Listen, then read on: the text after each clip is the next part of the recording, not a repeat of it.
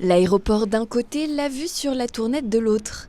Un bâtiment flambant neuf s'apprête à accueillir les cadres et les autres salariés de la Fédération française de ski.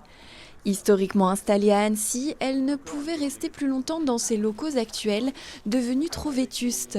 Hors de question pour autant de quitter la Haute-Savoie. La fédération, début des années 2000, est passée par un redressement judiciaire.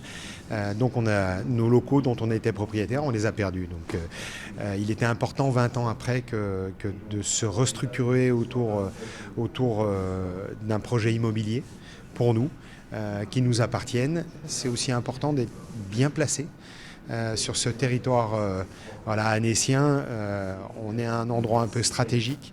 Il nous permet de ne pas perdre de temps dans les transports, d'être facilement accessible et puis d'avoir l'espace nécessaire pour travailler dans de bonnes conditions. Le nouveau siège de la fédération a été financé à la même hauteur par la région et le département. Deux collectivités soucieuses de conserver ici la fédération d'un sport qui fait la fierté du territoire. C'est un local qui permettra d'accueillir les 1500 clubs de toute la région. C'est un local qui va permettre aussi de faire du stockage de matériel, qui permettra d'accueillir des séances de travail.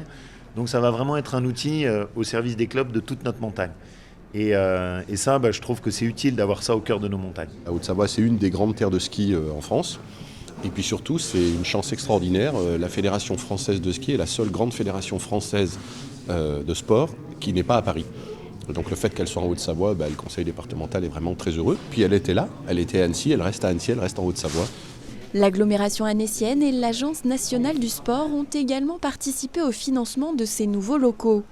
Les travaux devraient s'achever en juin prochain pour un emménagement des équipes début juillet. L'inauguration officielle se tiendra à l'automne 2023.